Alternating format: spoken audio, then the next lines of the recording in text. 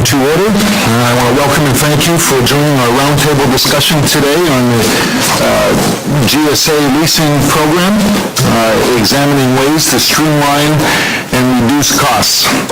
First, I want to thank Chairman Schuster for joining us and for his leadership on these very important issues. I want to thank and welcome the new GSA Public Buildings Commissioner, Don. And finally, let me thank our private sector participants. We bring a tremendous amount of real estate experience and talent to our discussion on GSA leasing. So how is this roundtable today going to work? First, we will have any introductions from members of the committee. Then I will recognize our participants for 2 minutes each to tell us a little bit about yourselves and your company and your experience with GSA leasing. We will then have an open discussion where I encourage members and participants to speak up. So this won't be like a hearing. You will be free to interject and interrupt, as my daughters do to me at home all the time. And like a hearing, each member will not have 5 minutes to question witnesses. At this point, I would like to recognize Chairman Schuster of the Full Transportation and Infrastructure Committee. Well, thank you, Chairman Barletta, and thank our witnesses for being here. I really appreciate that the Chairman's having these roundtables. We're starting to talk about what we're going to do, because as we obviously know, a large percentage of the leases are going to expire. And Chairman and I just had a brief conversation about it, and there's a great opportunity. Unfortunately, it's a down market for the people that own the properties, but for us that are looking for space, there's a great opportunity for us to save a lot of money. And so we need to be talking about this and figuring out how to move forward as these leases expire and we find these buildings to move in. There's lots of property out there. And welcome to Congresswoman Edwards, who probably has one of the highest percentage of public buildings and leased government space being just up the street in Maryland. So welcome everybody. So look forward to your input too. So again, with that, I'll yield. See, I was filibustering until Mr. Carson came. So. Well, you're in the Rayburn building now. Whoever built the Rayburn building, I still can't figure it out. You don't know where you are in the Rayburn building unless you know exactly where you are.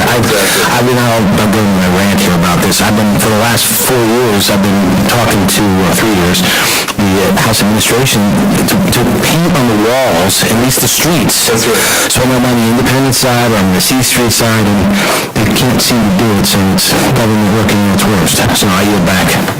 That was a heck of an interest. It was. Well, I used to be a cop, so I'm creative, you know.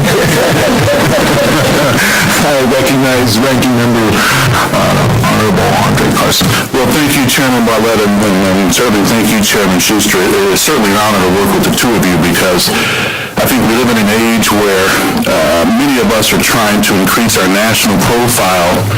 And, we say some provocative things on the House floor, but I think with you two, I'm reminded of the old days where members would have these contentious battles, and afterwards they go out for drinks. So I think you guys know what it means. We have a former mayor, and of course, Schuster is good at reaching across the aisle. Some people have called him a Republican crap. I just call him a good congressman. Don't say that, man. Well, of course, Madam Donna Edwards, who is a very dear friend of mine, as well. It's always good to see the ranking member, Congresswoman Edwards. I'm very excited to be here. I look forward to hearing from GSA and their industry partners on how the agency really plans to improve some of the utilization rates and address the uptick of leases. Of course, I serve as the ranking member with Chairman Barletta. So, as the federal government's landlord, effectively, you guys have a responsibility to really guide agencies toward making the best real estate decisions that they can. So I look forward to asking some important questions and getting your insights. So thank you. I do, and I'll turn to Ms. Edwards for any opening statements you have. Thank you, and I will just be very brief. And Mr. Chairman, for the record, we don't have nearly as much federal space in my congressional district as we would like. So, but I'm really grateful to Chairman Mr. Barletta and Mr. Carson for your leadership here. I've been on this subcommittee since I've served in the Congress, and a lot of times people ask, well, why do you want to do that? I mean, it's, because it seems like it's kind of boring, but it's so incredibly important, both in terms of serving the needs of all of the federal workforce, but making sure, I think, that the taxpayer gets the best bargain for our taxpayer dollar. And I'm not convinced that that's always been true, and so I look forward to hearing from the witnesses. And I think that this is a great environment for federal leasing and for ownership because it's a taxpayer's market. And so I look forward to hearing how we can make that true. One of the concerns that I've had, and I look forward to the discussion, is that around transparency, the proposals that come to the Congress, the prospectuses, is that really a word, that come to the Congress, and I would like to hear about how we can get more notice so that we can really study those proposals, figure out what the implications are. Sometimes I feel like we get them at the last minute, and it's really tough to get a handle on it. And I would like to see how we can have some more information that would be useful to us in making decisions about the relative cost of leasing versus federal ownership. I think that's an important component in these agreements. So I look forward to hearing from the witnesses, and I will have some additional questions. And thank you very much for doing this. You're welcome. I'll turn to our roundtable participants. Commissioner Don. Good morning. I'd like to thank Chairman Barletta, Chairman Schuster, and Ranking Member Carson for inviting me to participate in this morning's roundtable discussion. As you know, GSA's mission is to deliver the best value in real estate to our federal partners and to the American people, and improving the delivery of our leasing program is an important part of that mission. I wanted to share 3 points this morning. First, I want to talk about utilization, and GSA is focused on improving utilization throughout our portfolio, including in our lease space. Approximately half of GSA's inventory is distributed across 9,000 leases across the country. And we're working with our partner agencies to improve utilization, and through this process we've saved millions of dollars for federal agencies and for American taxpayers. So if you look at our prospectus level leasing program, for example, last year GSA, working with the federal agencies, proposed about a 10% reduction in square footage requirements, going from 3.4 million square feet down to 3.1 million square feet. And we're stepping away from the days where we replaced expiring leases at a 1-for-1 ratio. And if you look at our approach going forward, many of our fiscal year 14 leases, for example, our lease prospectuses address 3 or more lease expirations. Second, as you look at our upcoming lease expirations, we're committed to maximizing competition to get the best deal, not just for federal agencies, but also for the American taxpayer.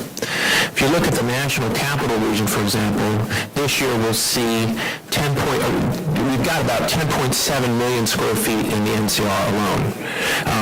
And as we've talked about in prior settings, roughly half of GSA's lease inventory will expire over the next 5 years. So this presents a tremendous and valuable opportunity for GSA to reduce the cost of the government space needs over the long term. And what we're seeing is that average rates in many markets remain well below their peak levels, which gives us an opportunity to capitalize on these market conditions. And the best way for us to do that at GSA is to insist on greater competition as these leases expire. For us, this means better workload management with a far greater emphasis on upfront planning. We need to start working with agencies as early as 36 months before lease expiration date. This gives us time to lock down on agency requirements and to run a competitive procurement and avoid holdovers and extensions that result from a lack of upfront planning. And we're also focused on broadening delineated areas to allow for greater competition and more favorable rates. One final point. While we're talking about our critical efforts to improve leasing, our first priority at GSA is to maximize the utilization of federally owned space. If you look at our fiscal year 15 budget requests, we're continuing our effort to consolidate agencies out of expensive leases and into federally owned space. If you look at Detroit, for example, we're exercising a purchase option and renovating a building we currently lease to backfill tenants into federal ownership and out of an expensive lease. All of these efforts continue to benefit from our strong partnership with this committee. The government's management of real property has improved as a result of your consistent oversight and inquiry, and we look forward to continuing our work together. Thank you. Thank you. I want to remind our participants to use the microphone if they will press that button. I also would like to thank Chairman Schuster and Chairman Barletta and Carson for being invited for this discussion. I very much look forward to it. I have been involved in the financing of federal government real estate since I was a very small girl in the 80s and have done several $1 billion worth of financing. Even before I founded Estonia, I was very active with several Wall Street firms where we essentially pioneered the securitization of lease payments for the GSA, which hadn't been done up to that point. And that was before the infamous OMB Circle A11. And so I've had the pleasure of developing several financing strategies that before that came into play as well as after that came into play, and I think can compare and contrast the results of those efforts. We certainly had a more cost-effective structure prior to the circle. So that's been our emphasis. We also do a lot of energy efficiency upgrade financings for GSA buildings and other financings for the federal government. In addition, I'm also the chairman currently of the National Council for Public-Private Partnerships, which gives me an additional point of view, not only in 3 Ps, but also in one of my passions, which are 4 Ps. And I think the federal government, local government, and the private sector together, I think can create wonderful opportunities, job creation, and accomplish a lot in terms of economic development with that focus. So that's been my background, and I very much look forward to the discussion. Thank you. Castro? Good morning. My name is Linda Castro. I am a real estate asset manager for Prudential Real Estate Investors, also known as PREI. And PREI has been a very active investor in the real estate markets of DC and the metro area for more than the past 20 years. You may not recognize us as much because we frequently are behind a lot of the more dynamic and successful developers in this area, you know, the JPGs, the Ackages, Monuments, etc. So we are frequently the majority equity partner on those office transactions. Many of these office assets have been designed and leased, developed for GSA, for the government, and so we've done a lot of transactions with the GSA over the years. And I thank you for having me here today and look forward to our discussion. Thank you. Ms. Ripken? Good morning. Thank you for having me. I am a real estate lawyer at Arnold & Porter and have a general real estate practice with a particular focus on public-private partnerships and real estate development. In that context, a lot of my clients are developers in the DC region, and I've spent almost 20 years working with them on leases with the General Services Administration, the financing of those leases, the negotiation of those leases, both short-term and long-term, and the operations of those leases. So we've watched as those leases have progressed and addressed issues along the way, and through that I've had a few thoughts on how this can work together today. Thank you. Thank you for those introductions. I believe we have a unique opportunity to work together and save a tremendous amount of taxpayer money. We have the same goal. The President wants to save money through real estate, and so does Congress. What makes this opportunity unique is that all of the conditions are present to seize this opportunity and achieve that goal. And it's not just me who sees this opportunity. I'm confident that the private sector tenants are taking advantage of the market and negotiating good long-term deals that cut their costs. So what are these conditions? 1, inventory turnover. 2, low interest rates. 3, a buyer's market. Taking a closer look at these conditions, inventory turnover.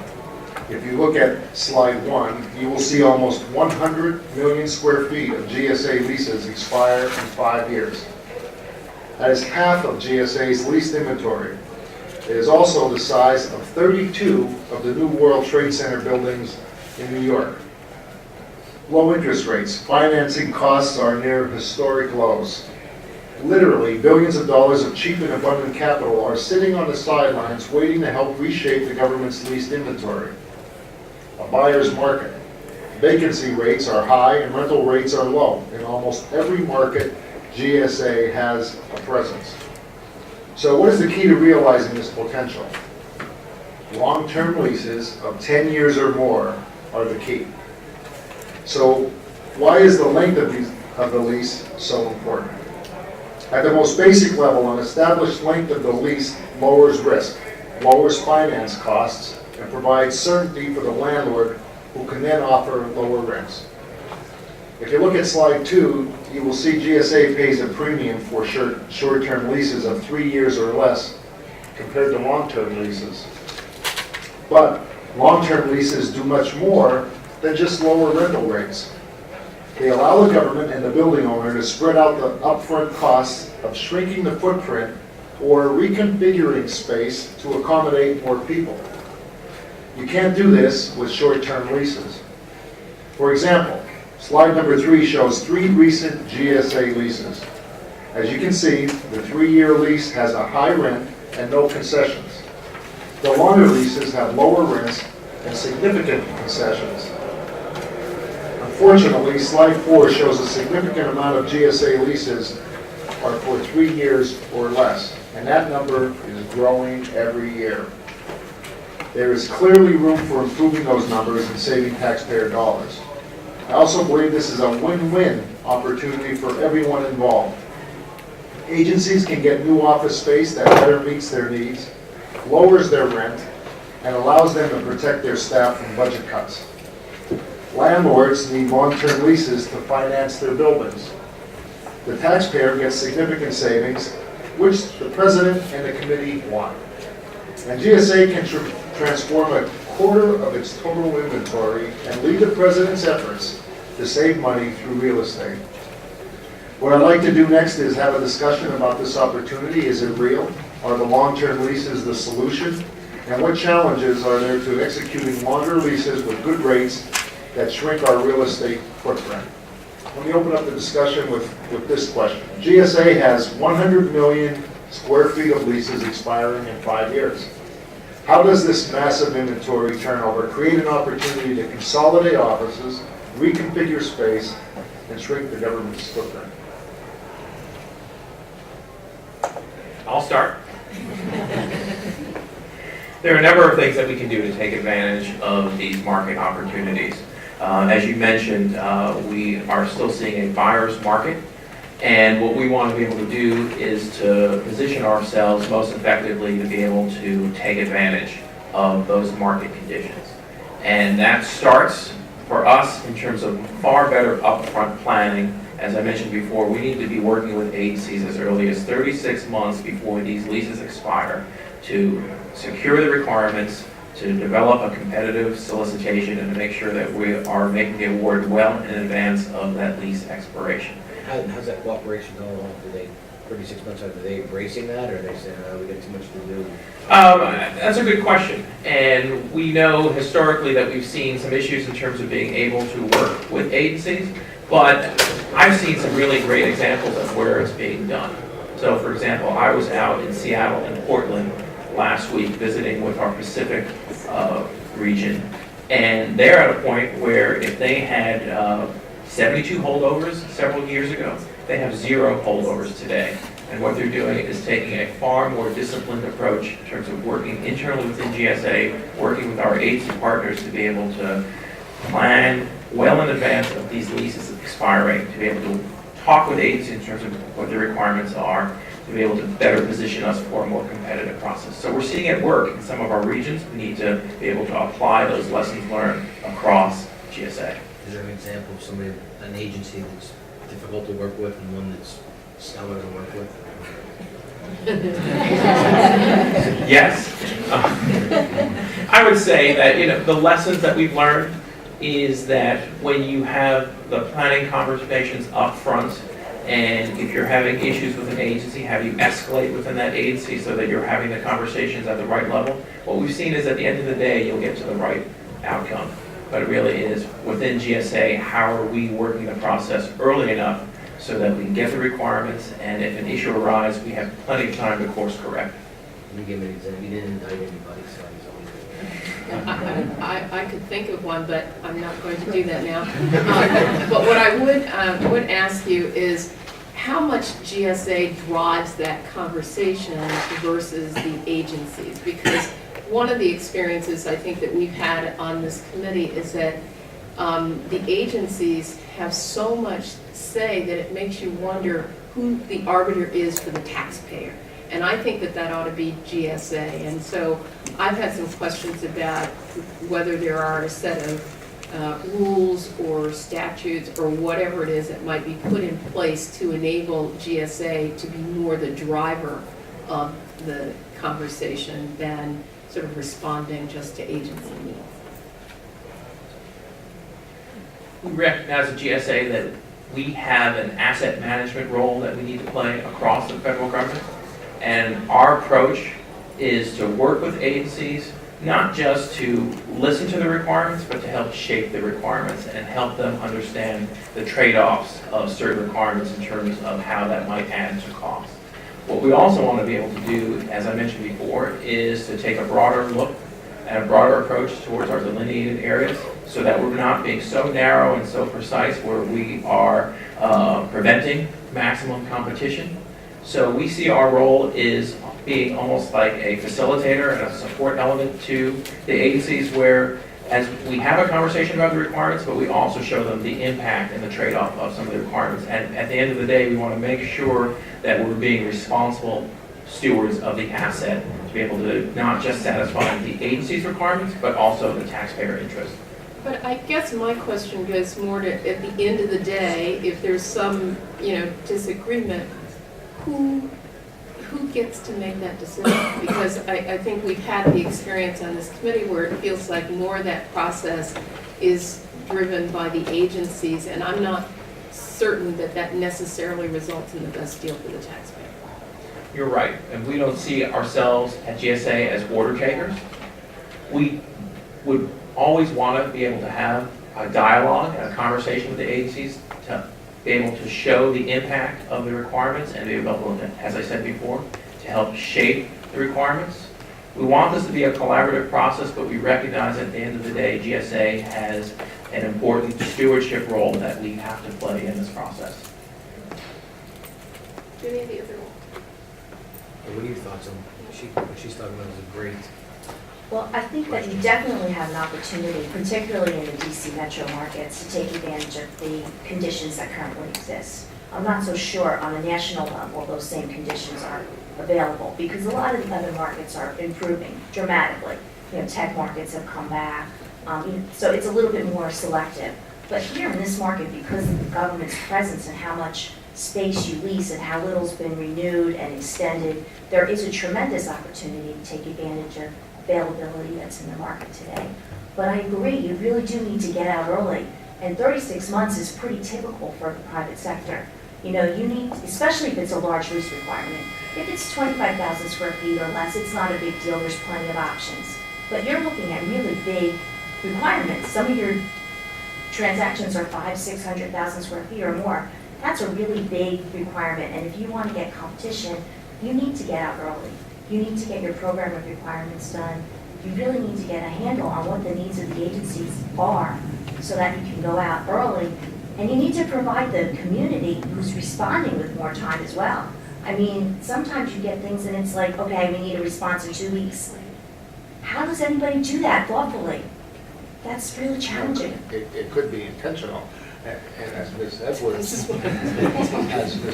said, what happens, we can have the best plan of, trying to do this 36 months, but what happens when there's a disagreement on what the requirements are between the agency and GSA? Who holds the stick that this disagreement doesn't take us to a point where we're stuck with a holdover because there's just not time to accomplish what we want? I mean, basketball, they would call it freezing the ball.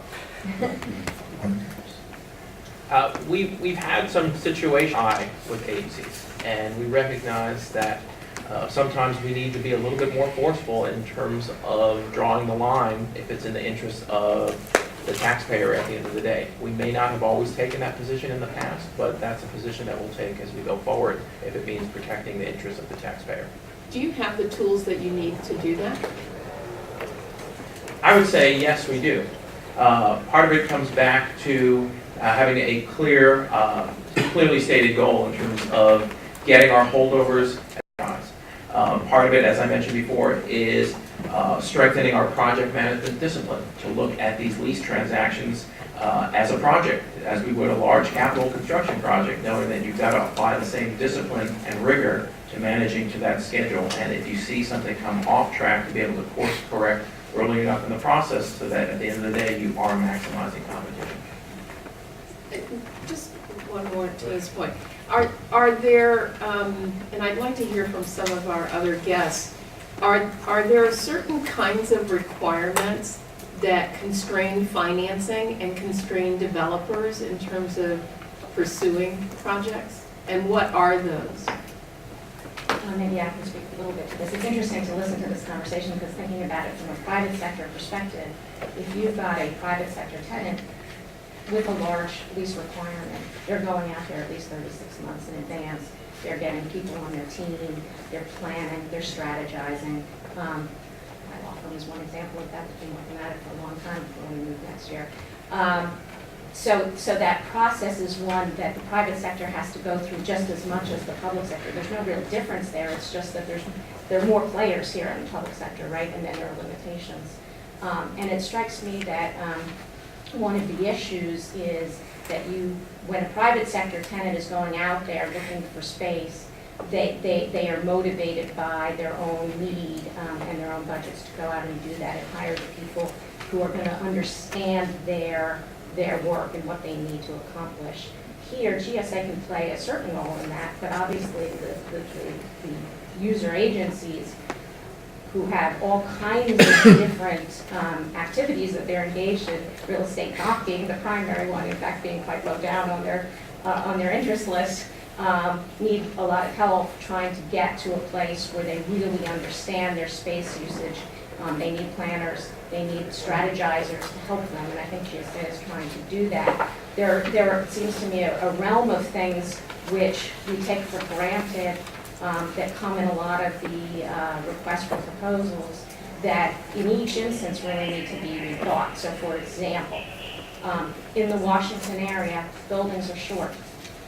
So when you start talking about, or you see repeatedly in requests for proposals, ceiling heights over 8 feet, you begin to wonder where the competition is going to come from, because the portfolio of existing buildings in the district, and even new buildings, don't have tall ceiling heights. So does an agency really need that? And those are the kinds of questions you have to look at. Or how far do they really have to be from Metro, right? There's a presumption, and there are guidelines I know GSA works with. But for each particular agency, could you re-ask that question? And I know it's being done, but again, it needs to be done repeatedly.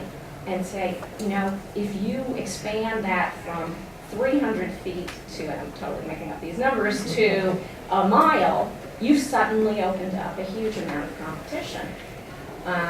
Security is the same, actually. The security requirements that we've seen post 9/11, incredibly intensified.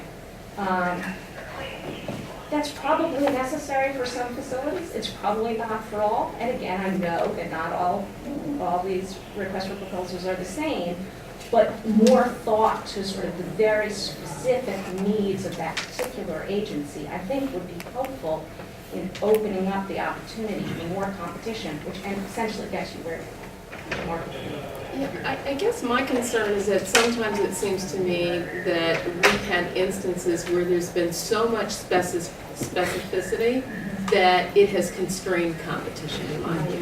And so there's the question of how, where are the lines drawn? How do you balance that? And who, at the end of the day, is the arbiter of that? Is it and this is where we are, is it the agency or is it GSA?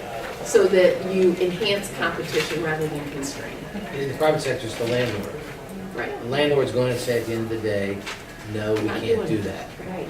If we have that opportunity, if the stage is being set to eliminate certain properties from the competition, you don't even get that opportunity. And I think that sometimes the list of requirements is, to your point, becomes so narrow that it's really, the deals are earmarked for maybe possibly one or two options, and that's it. How does the market view a 10-year lease with a 5-year cancellation option? 5-year lease. That was a beach ball. That was an easy one to get out of the park. And how does a lease like that affect the ability of GSA to get landlord finance tenant improvements, move money, and other concessions? It's not really a 10-year lease. Yeah, it's extremely expensive capital. It's high-risk capital. Not a lot of debt can be raised. It's a cheaper form of capital as opposed to equity funds, which are much more expensive in terms of returns. And 5-year leases, we struggle with that all the time. In the heyday before the crash, investors basically would just kind of hold their nose and buy it anyway because they needed something in the books. Today, the risk profile of most debt investors today is such that they're not going to take that risk post the financial crisis. And to your question regarding constraints to financing, a lot of progress has been made over the years on the understated clauses, and I know a lot of work's been done, but we still have basically about 4 clauses that have to be negotiated every single time we have to do financing. And sometimes we get them, sometimes we don't. Sometimes the region says, we don't understand why you need that, so we're not going to give it to you. I think that if you're looking at potentially a considerable volume of financing coming up with the renewals, I think streamlining the terms and conditions to be more appropriate for the capital markets and what they're looking for could not only lower interest rates, but also vastly broaden the universe of potential buyers of the paper, which right now is constrained to those that understand those clauses because they are unique. I just sort of lose this question, Ms. Edwards, and I'd like to ask you folks, because I don't believe GSA has strong enough tools to do what they need to do. Because it's like the federal judiciary, for instance. They want to build these palaces, and everybody's got to have their own courtroom, and I know that Chairman Micah and the original champion of it, right? But, making sure that the GSA is the landlord. And these agencies it's not like a company coming into one of your buildings. These folks work for the taxpayers, and GSA ought to be able to say, 8-foot ceilings are fine, and being a mile away from a metro is fine for this particular agency. So what are your thoughts and your dealings? Would you rather see a strong GSA come in and tell the whichever branch of government it is, whichever agency, no, you can't do that? Personally, yes. I think that would be great. It's hard for us on this side of the table, and we're not part of the government. I'm not really sure who has control over the terms of the deals, but it would be great if the GSA had more power and was more empowered to sort of be the arbitrator and help with the process and facilitate the process and help achieve better terms for the government.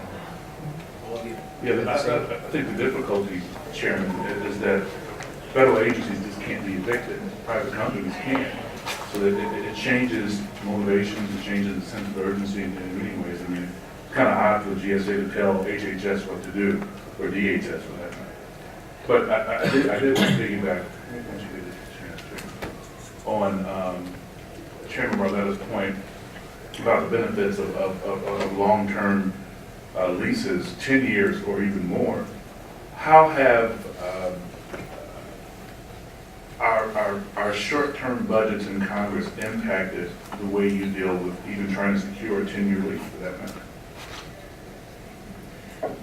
For me, it's less an issue of the current budget dynamics. It really is more of an issue in terms of the discipline that I talked about before, and being able to take a more assertive approach, as we've talked about, in terms of working with an agency to secure the requirements, but also working with agencies to shape their requirements. Interesting discussion in terms of how the requirements have become over-engineered over time, and what the impact is in terms of the leasing costs.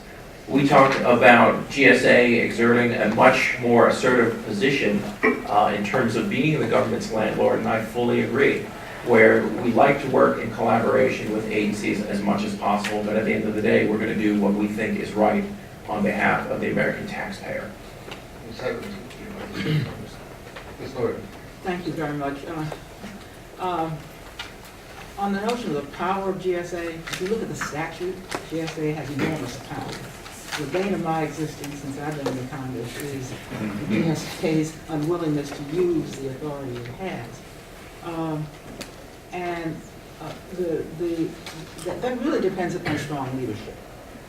I do concede this. GSA is a peer agency of the agencies it deals with. It is not the OMB coming in. And without strong leadership, the agencies frankly have gotten their way. We've had horrendous experiences with, for example, in Noma, which is a part of Washington, close to the Capitol, very close to downtown, another kind of downtown, where we had to harangue GSA for years, where they could have gotten cheaper rents because developers wanted to develop that area, but they caved in to the agencies that would prefer K Street, or the middle of town. So GSA has a terrible, terrible record of leadership. And if necessary, get OMB or somebody to help you, but it's wasted billions of dollars in taxpayers' funds. Now, in terms of holdovers, the large holdovers, and we see this spate of holdovers ever so often, I am wondering about the incentives and the push that the agencies need to move at all and to try to find cheaper space. There's been great uncertainty that the agencies have faced with sequester and budget cuts. Now, the last thing you think about is wanting to spend some money on some bricks and mortar, especially since it costs money to move. It costs money to reconfigure space. Now, what GSA, it seems to me, would need to do if you wanted a long-term lease, and this uncertainty, you're telling an agency that, a 15-year lease or a 10-year lease is better than these 1 to 3 year leases you've been in, which comes out of the agency's budget. It seems to me it takes very strong leadership and such techniques as sitting down with the agency and figuring out the moving costs, amortizing it. GSA is perfectly able to amortize those moving costs, those reconfiguration costs over the term of the lease. But unless somebody like GSA gets in there with the agencies to say, hey, not only in the long run, you will save money. Moreover, Congress and the administration has said you must be in space per employee that is less than the space you're in there. Why not use us? I mean, that is the law. So they can't just stay in this space. They'd rather be in this space. It's more space per employee. Why move? So unless GSA does something, unless it says, here's the economics of it. We're in there with you. Moreover, hey, Congress tells us you got to do it, so we're telling you got to do it. The administration of which we are a part says you got to do it. Now let's get in there, figure out the moving costs, figure out how to reconfiguration. I don't how to reconfigure the space. I do not see why an agency would get up off of it in this uncertainty. We relaxed the sequester for 2 years. Who the hell knows what's gonna happen in the next 2 years? We don't even know there could be a shutdown. Unless somebody is really in there, not only goading them, using the law on them, but showing them the economics of it, I don't see how you're gonna reduce the holdovers. I think that's an excellent point. And speaking as somebody who was the CFO at FEMA for almost 4 years, and somebody who was the acting controller at OMB before coming to GSA, I understand exactly the point that you're talking about. And as we look at these issues, they're not just about space requirements. It really is how do we help agencies maximize the impact of their limited financial resources. So we need to balance both, where we are working with agencies to get their space that they need to fulfill their mission, but we need to do so in a far more fiscally responsible way than we've done in the past. And it seems to me, Well, could I just ask them, Sure. do you amortize the cost, moving costs, and the reconfiguration costs for agencies so you develop the lease so that over a period of time, and so they don't hit with that the moment they move? Are you doing that on a regular basis? We've got programs and approaches that allow us to minimize the upfront funding required that have been obstacles to agencies moving into lower cost space. So with our FIT program, we're able to take the upfront cost of furniture and IT and amortize that over the life of the term of the lease. And as we were talking about before, it's important that we work with agencies to extend the lease terms and not get ourselves into these 5-year deals that end up costing us money. I like this conversation because I think it recognizes the reality that the private sector really understands, which is that to do any of these things, these long-term goals, the reduction in space, the reduction in utilization, improvement in utilization, all require upfront spending. And sometimes that piece of it is lost from the conversation, I think, and I do think it's probably scary for a tenant agency. I don't talk to them too often, but to look at the budgetary constraints in front of them, whether it's having looked back at sequester and the fear of future sequester, or just the uncertainty of what those budgets are going to look like, and any ways that anybody can help them deal with the fact and address the fact that they do have to put money in. You have to have movement costs, you have to have FF&E costs, and those are things that at least traditionally are costs that have not been put to the landlord. GSA has had a policy that those are not things that can be charged to the landlord, as improvement costs are. And there may be a good reason for that. Among other things, there's a limited pool that the landlord can pay for without upping the rent too much. And you've got your caps. But understanding how GSA can amortize these, and I know they have programs now that they've been working hard on, but that piece can't be lost because in thinking about saving money in the long term, there has to be spending up front.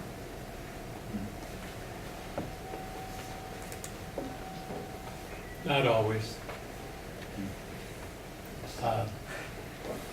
One of the things that mystifies me is that we probably have one of the greatest inventories of properties and vacant land of anyone in the world. You've got where the Cotton Exchange is, that property goes from to Independence all the way to the expressway, then down the expressway. Been vacant, no matter how long. Well, the Cotton's been 10 years at least, exchange. And I would agree with Ms. Gordon that you have the authority to do some of these deals. We brought you people from the private sector who will develop the properties. You have an asset which gives you get free land, and I've been a developer. You give me free land, which is a good part of the cost. It's not your district, but Hoyer's, they got 7,000 acres, Department of Agriculture. It's not stone's throw from here, 700 buildings, half of them empty. The Cohen Building down the street, what's the status of the Cohen Building? We have many buildings that are, the Cohen Building's a dump. We have The FTC building is a dump. I wouldn't put my dog in half of those buildings. And there are developers who will take that asset. They'll put a building there, or you don't have to have all the money up front. They'll provide that with a long-term lease, and then lo and behold, you can even own it at the end of the lease. How many of those deals have you done? In general, what we want to be able to do is, we How talked many about, of those have you done? we can get Not back in to you. general. At the staff level, we can get back. I want to in know terms of about the specific- Cohen building. That's been under consideration for a long time. The Dyer Courthouse in Miami, I've done 2 hearings down there. Asked the other day my staff, what the hell's the status of the Dyer building? Sitting there vacant, costing millions a year to maintain empty.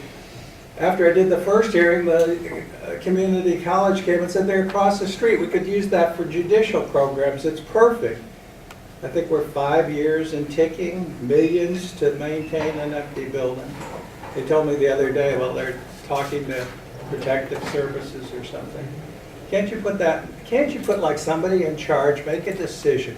Y'all go out of business in a nanosecond if you were in the private sector. So come back with me, the Dyer building, the Cohen building, the FTC building, the FBI building, the Cotton building. What's the name of the property along? Don't touch that. I don't care where the hell they put it, but it's a dump downtown.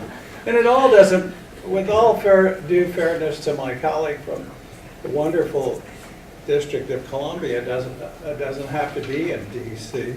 It can be in Maryland, it could be in Virginia. In fact, you could put the damn thing in Florida. I'll show you a couple of spots down there. But I want to know the status of these specifically. Okay, did you get them? What's the name of your little thing along Independence? The Echo District you're talking about? The one along interstate that backs up to the Cotton Exchange.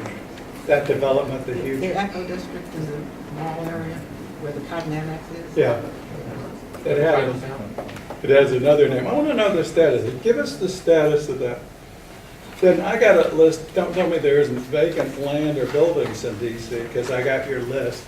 There are vacant leased properties here and not people in them. What about the one you have here? So many. The other one, yeah. Yeah. What the hell have they done with that? I can't even think of them. There's so many, and I'm going to do more. I have broader authority. They only have you all here, and that's another problem because you only have part of the mess. You have agriculture has their mess. You have DOD. If I had more staffers, we'd get this place unglued. But we have veterans. You ought to see the list of empty veterans facilities, hospitals, medical facilities. It's like this and this and goes on. It's criminal. You're only part of a small part of the crime, though it's much bigger than what you're participating. So again, I would like you to give me someone in charge of just the ones I named that we can get something going on. Here's billions of dollars worth of savings. The private sector will step up. This young lady here at the end said, you got to upfront all the money. You don't. When we did the transportation bill, I'm doing $2.2 billion expansion on my interstate. Take 8 or 10 more years to get that kind of money. We got 1.2 of the $2.2 billion from the private sector. We're starting construction, thousands of jobs this December. You can do the same thing with public buildings, and there are firms all over that will do it. Probably some of them back here, a couple with the grins on their face are saying, we could do it. I don't know who they are, but they can provide capital, renovate some old buildings, put the capital up front, get them done, and then you can actually get the title back, which is a concern to a lot of people, just the lease goes on and on forever. So you'll get all that information from Mr. Matthews, the guy who pulled his chin up there. Thanks, Mr. Chairman. If he wanted to respond. Please respond. Congressman, I think we have a lot of the same objectives here. I've been on board less than 4 months at GSA, and I want to make sure that we are maximizing GSA's authorities, and we've talked about how we may have been a little bit reticent to do that in the past. we're fully committed to making sure that we are maximizing our authority and our responsibility in terms of protecting these assets. And we want to make sure that as we look across the portfolio, we really are leveraging the value of our assets. And I would also say, I would agree with you, we don't have the luxury. In today's tight fiscal environment, we don't have the luxury of letting non-performing assets stay on books and paying the operating costs associated with them. So my question to all of us with the GSA is, how do we be aggressive on this question? And it comes back to what I said before, how are we helping agencies maximize the impact of their limited financial resources?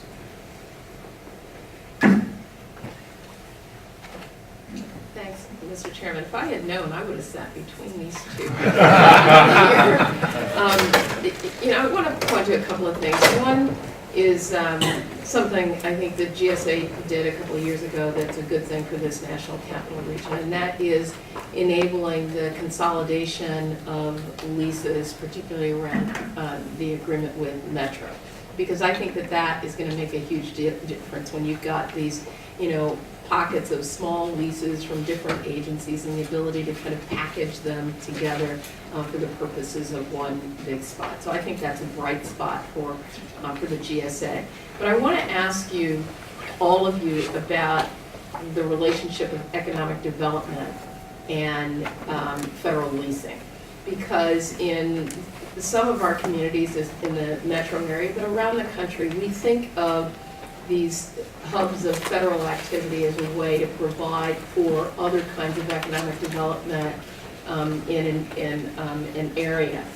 But then there's a question of the relationship between the municipal bond markets and what it means to have a federal leasehold or owned space in a district. And so I wonder if you could discuss that a little bit, because I know in our county, that's a question that we ask a lot. Would the county be able to maximize the impact, the economic development impact of a federal lease going out to the bond markets for other activity around that leasehold? And then in terms of valuation, I have had a long beef, and I've been trying to get to the bottom of this about why it is in this region that Prince George's County in Maryland that I represent is not valued in the same way around the region, because this is a region, and in order to be fully competitive, it needs to be valued as a region. And from what I've been able to uncover, this is the only metropolitan region in the country where the relative value in the region is not the same. I've asked this question on the record of GSA before, and it turns out in San Francisco, New York, and Miami, you just go through the list, no other metropolitan region parses out the valuation. And I think it's a real competitive disadvantage for the taxpayer to have that process continue. And I'd like to see it discontinued, if not by practice, then by statute. I'd like to make a comment on your question regarding the municipal bond market. But before I do, I just wanted to point out we have a great example in the district of doing what I feel is a very smart public-private partnership, where they had leased on a building that was empty, and without making too much detail, but they ultimately purchased the building because they could for a very attractive price, then leased it to a private developer who then raised funds, who provided the financing to redo the building, 200 I Street, which is also economic similar to the area. And I think it's a great example. It's won many awards. I think GSA could do the same thing. And I thought it was a very, very smart thing to do. We have done transactions where the municipality essentially wrapped around the federal government as the tenant. A couple of thoughts. One is they would not have access to tax-exempt bond financing. The federal government is not an exempt person, quote unquote, under the IRS code. However, the municipality is in a unique position to potentially take off the table some of the risks that adds a tremendous cost to the cost of borrowing.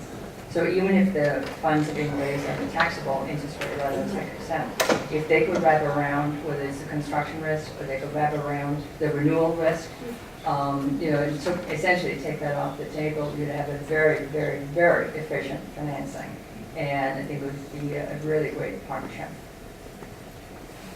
Why are long-term leases so important to the building owners, and how does it enable GSA to get a better deal and more concessions? Well, I think with a long-term lease, of course, we are able to raise more funds with a long-term lease. And that really helps the developer. Developers have, limited capital that they want to put into a particular project. And so they leverage that up with debt. The longer the financing, the more debt that can be raised, which is a lower cost of capital than equity. And with that money, they're able to offer different various benefits. I think the most recent example is the NSF, where there was moving costs as part of the financing, because we could raise more debt on that transaction than sometimes in other cases. So the long-term tenant, I think it also is a attractive proposition for the owner in as much as they may not want to hold on to the property forever, in terms of selling the property. It's as owner, with the long-term federal government tenant in there, it becomes extremely valuable to the owner. And so the long-term lease definitely enables you to leverage it. Essentially, with most of the rental rates that we see today, it requires somewhere around 25 to 30-year amortization of the money necessary to build the project. So if you have a 15-year lease, you still need that additional amortization. So clearly, with a 10-year lease, you may have 15 or 20 years still left, so hanging out there that you have to find a way to get financed or take a risk on. So 15 years brings you that much closer. 20-year lease, sometimes depending on the rental rate, we can actually self-amortize that transaction over time. 100 million square feet of expiring leases is a lot of work, and I could sense, I don't want to speak for everyone, but a fear that this window of opportunity that we have is going to be very short. And whether it's because the agency not, cooperating fully, whatever the reason is, we don't want to see this opportunity pass us by, because we may never have that opportunity again. I think this is, at least for us, once in a lifetime opportunity. And it's a lot of work, and I think we're all a little skeptical that we're going to be able to accomplish what we should. So how can we get in front of this? How can we get in front of this to replace them on time with good long-term leases? How do we get there? And not say, well, we tried, but fortunately we just couldn't do it. I don't know that I have an answer to that, but I do just have a quick thought, which is, we talk a lot here in the National Capital Region about these really huge leases, and obviously those are the ones that you guys are seeing all the time in prospectuses. But there are a lot of smaller leases, and a lot of those are the ones that are expiring or in holdover.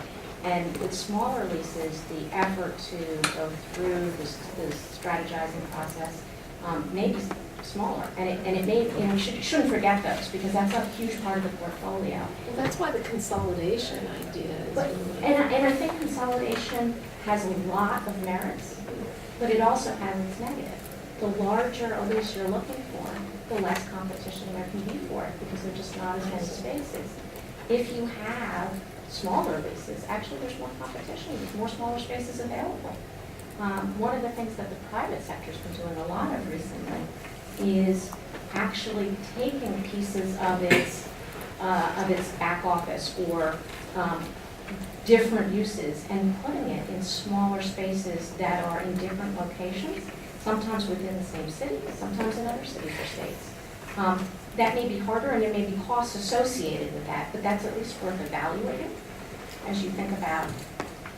Consolidation isn't necessarily a monolithic or wholly good opportunity. There may be some other opportunities out there, and thinking about some of these smaller spaces might be useful way to get through what is a very large amount of square footage. The chairman's, I think, very good question. And I just want to say in response, I'm not the agency, but I really, considering the closing window, considering all the billions of dollars is on the table for the government to save, I can't believe that if GSA does business as usual, you can begin to take advantage of this window. It seems to me that this, lack of a better metaphor, a Manhattan Project type approach to this window, where one would have to get an almost a group in the agency. Remember, we're talking nationwide. We're not just talking this region. A group in the agency focused with timeframes and all on getting these leases done. If we go at this the piecemeal GSA way, this window, we just will let it close and recognize it's going to close. It'll take a special management consolidation of the expertise in the agency nationwide to deploy it, get it done, set timetables. Otherwise, this is an unheard of project in terms of accomplishing it for the GSA. And I'd like to ask whether you're prepared to take this on in that kind of I agree 100%. It can't be business as usual. And if we're serious about really maximizing the market opportunities here, then we need to have a much more coordinated and consolidated effort within GSA, where headquarters is working with the regions to identify the lease transactions one by one and to be strategic in terms of which ones we're targeting first, focusing particularly on the high dollar value and the largest square footage, to be able to address those opportunities first, working with headquarters in the regions. And it's all hands on deck and really maximizing the use of the tools that we have available within our organization. Looking across the enterprise in terms of the people that we have across the regions and in headquarters, and maximizing the use of the national broker contracts where it makes sense to do so, but we recognize that there needs to be a sense of urgency here to be able to really leverage this market opportunity and to not let this pass by. And the committee can help as well. All hands on deck include the committee, and there's things that we can do. You know, we've workforce available, and for some of those agencies that seem to be reluctant to buy in, nothing like a hearing, you know, to sort of get everybody on the same page, because it's on all of our watch, not just yourself as a new commissioner, and you know, Mr. Tagliarini's been doing a very good job, but it's on all of our watch. And I don't think anybody here wants to see this opportunity go by. So, you know, again, reach out to the committee as well, to work together. Absolutely. Have there been any agencies in particular that have stood out to you personally who have embraced the freeze the footprint policy and or being aggressive about reducing their footprint, real estate footprint?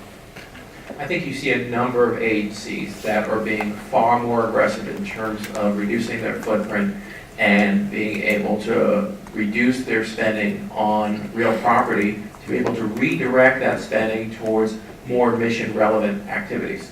I'll give my own example of when I was at FEMA. We worked with GSA at the time where they looked at how we were using our space. We talked about consolidation. We were in 11 different facilities in the National Capital Region.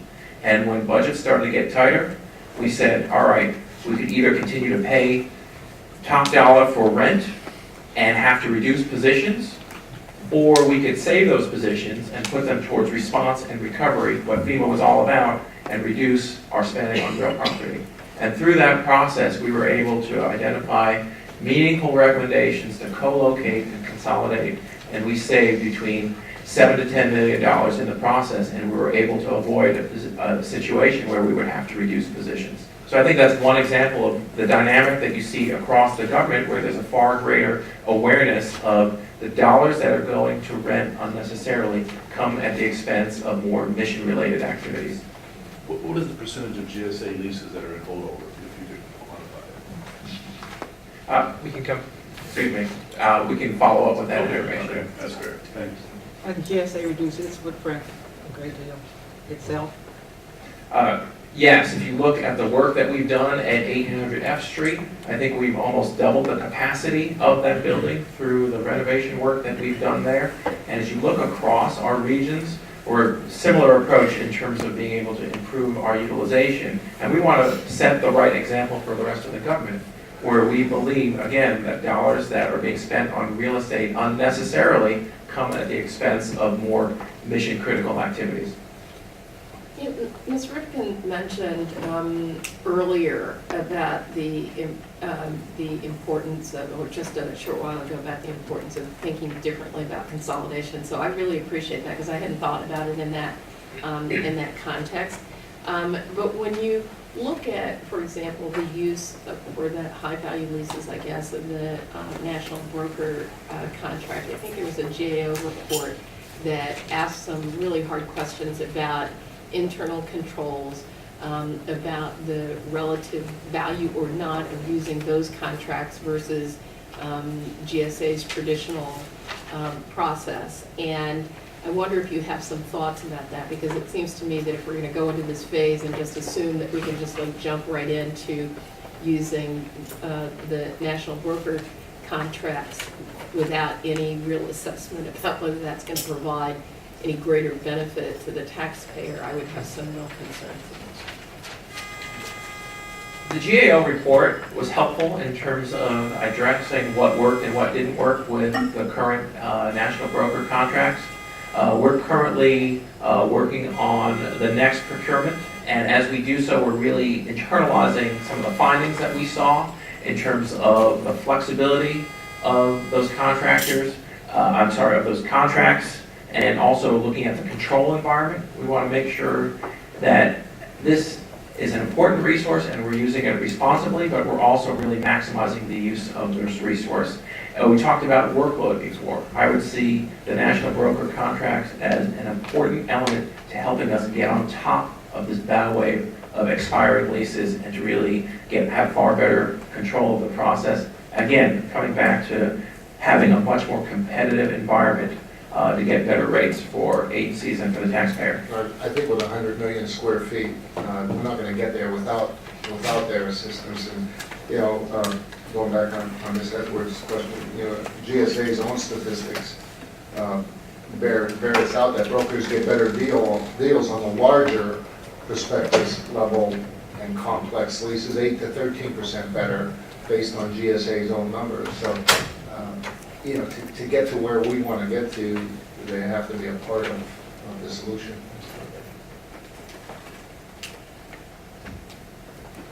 From my perspective, it seems as if these brokers do help the process. They really push the GSA along, and they help them with the analysis, they help them a great deal, and I don't see how you could do it without them.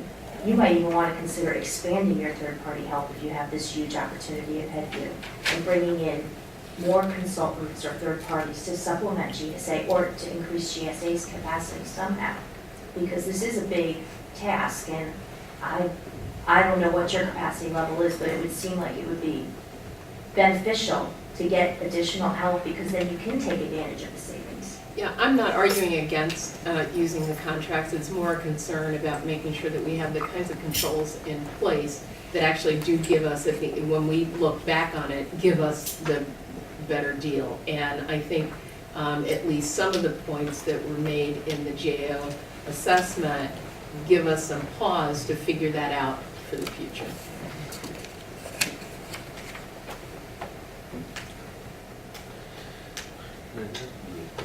Well, and again, the bottom line is the rental rate, and that's what we're tracking.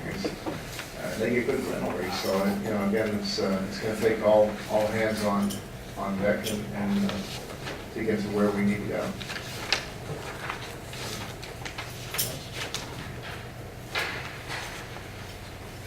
We have one pending lease prospectus at the committee, which we received last week. Yet 100 million square feet are expiring. They're going to be gone.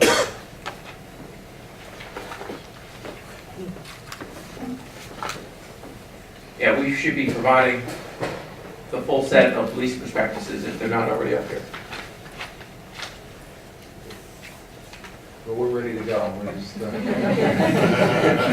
give us some work to do. Just out of curiosity, from the private sector and from you, Mr. Commissioner, is there a set of guidance that you can provide or do provide for agencies or landlords as they're beginning to evaluate their efficiency, their space utilization, and those sort of things that would allow them to begin a process of that evaluation as you come in and advise them? Because if you're saying that you really want a window of 36 months, and some of our holdovers want an extension of 36 months, it's almost like they're beginning the process at the time their lease begins.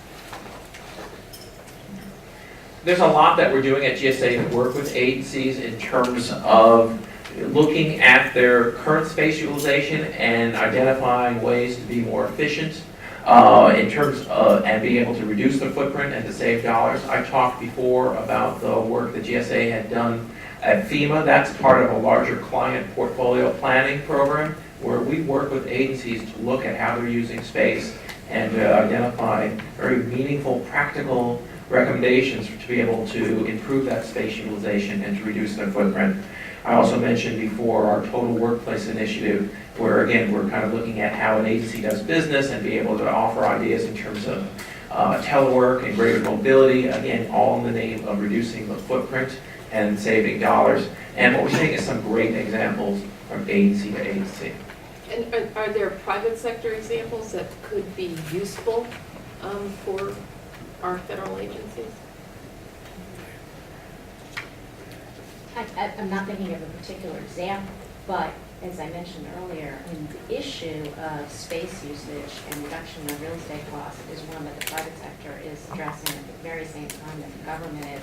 So landlords are hypersensitive at this point to thinking creatively about it, and I think particularly with the belief that there's a 10 or 15-year lease out there, which would make landlords very happy to hear. They will be very open to working with, and I think they already are, with GSA and the tenant agencies to think creatively about better space utilization. Blend and extend, what is that? And can it be useful for cutting current costs and lease space? Depends what your current rate is. But, you know, Explain what blend. it would be, you know, you have some term left on your existing lease, and the landlord would agree to renew that lease early and potentially either reduce the rent that you still owe under the existing lease or blend it in somehow with the new part of the term.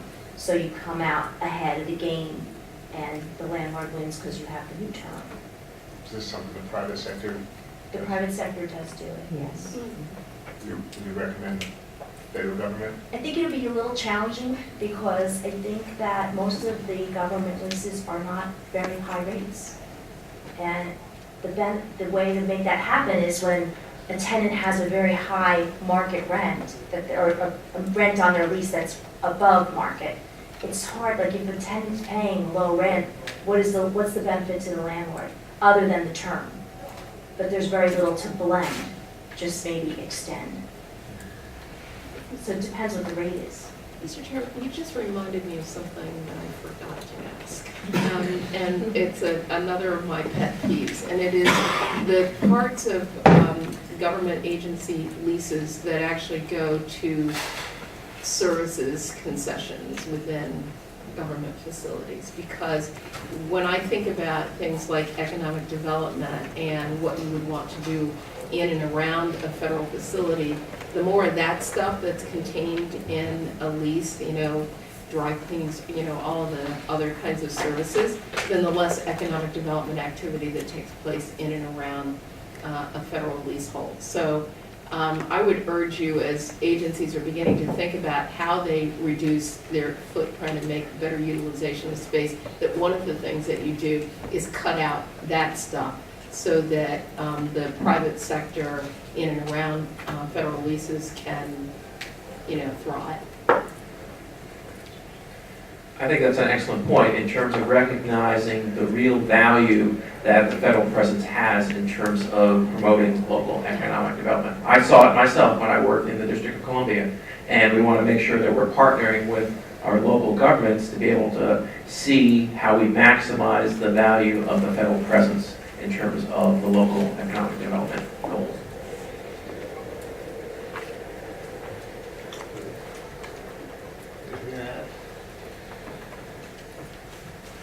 I hope we can all agree that we have a unique opportunity over the next few years to save significant taxpayer dollars. In fact, this dwarfs any other opportunity GSA has to transform its inventory and to save money. A quarter of your inventory is turning over in 5 years. It would take 40 years to have that large of an impact on GSA's own inventory.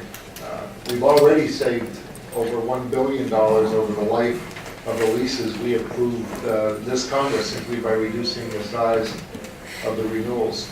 If we can commit to replace these leases with long-term deals that shrink the footprint in a down market, then we can save a lot more than $1 billion. This is my top priority for GSA, replacing these leases on time and with good long-term deals. The committee can help get the tenant agencies on board, and we can help remove other obstacles as well.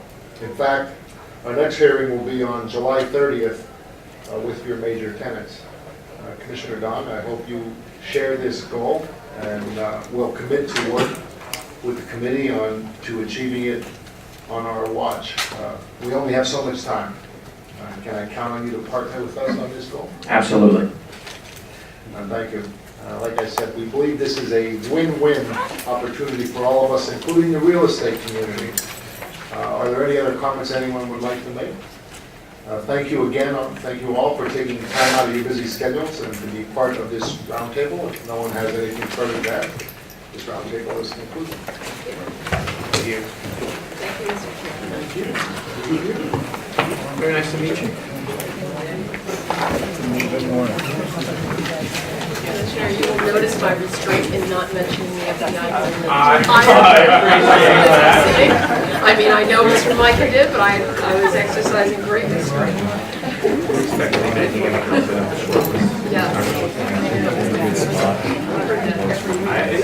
But now it's all right. You raised the issue of